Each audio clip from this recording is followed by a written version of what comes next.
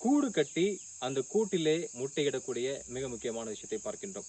பொதுவாக ஆண் ராஜனாகவும் பெண் ராஜாவும் புணர்ச்சியில் ஈடுபட்ட பிறகாக ஆண் ராஜநாகம் சென்றுவிடும். ஆனால் பெண் ராஜநாகம் என்ன செய்கின்றது என்று பார்த்தால், இது போன்ற ஒரு மரத்திற்கு கீழாக உயரமான பகுதியை தேர்ந்தெடுக்கின்றது.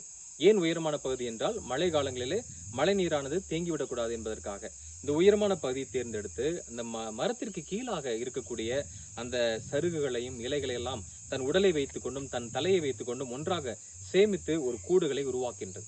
அந்த கூடுகளிலே மெயின் சேம்பர் என்று சொல்வார்கள், உள்மைய பகுதி. அந்த உள்மைய பகுதியிலே தான் இந்த பெண் பாம்புகள் முட்டையிடுகின்றது. பொதுவாக அந்த கருவுற்று 60 நாட்கள் அந்த முட்டையானது வயிற்றுக்குள்ளே இருக்கின்றது. 60 நாட்கள் கழிந்து ஏறக்குறைய 2 மாதங்கள் முதல் 105 நாட்கள் வரை, 65 நாட்கள் முதல் 105 நாட்கள் வரை அந்த ராஜநாகமானது அடை காக்கின்றது. அடை காக்கின்ற போது மிகவும் பாதுகாப்பாக அந்த கூட்டிலே அந்த சரியான வெப்பநிலையை சரியாக வைத்துக் கொண்டு அடை காக்கின்றது. அந்த கிளச்சஸ் என்று சொல்வார்கள், அதாவது ஒரு முறை அந்த பாம்பானது எவ்வளவு முட்டையிடும் என்று பார்த்தால், நம்முடைய பதிவுகளிலே 7 முட்டைகளிலிருந்து 43 முட்டைகள் வரைக்கும் பதிவாகி இருக்கின்றது. அது அந்த முட்டைகள் பொறித்து அந்த ராஜநாகத்தினுடைய அந்த குட்டிகளானது வெளியே வருகின்றது. இந்த ராஜநாகத்தினுடைய உணவு என்னென்று பார்த்தால், பொதுவாக கேனபாலிசம் என்று சொல்வார்கள். அதாவது ஒரு உயிரினம் தன்னை சார்ந்த அதே உயிரினத்தை அடித்து உன்றால் அதுக்கு பேர் கேனபாலிசம் என்று சொல்வார்கள்.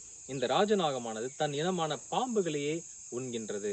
எவ்வளவு விஷத்தன்மை கொண்ட பாம்பாக இருந்தாலும் சரி, கட்டுவிரியன், பிட் வைப்பர், அது போன்ற எத்தனை விஷத்தன்மை கொண்ட பாம்பாக இருந்தாலும் அந்த பாம்புகளை உண்ணக்கூடிய பழக்கத்தை ராஜநாகம் வைத்துக் கொண்டிருக்கிறது. அது உண்கின்ற காரணத்தினால்தான் சில இந்த மழைக்காடுகளில், ரெயின் ஃபாரஸ்ட்லே அதிகமான பாம்புகளுடைய எண்ணிக்கை அதிகமாகாமல் இருப்பதற்காக இந்த ராஜநாகம்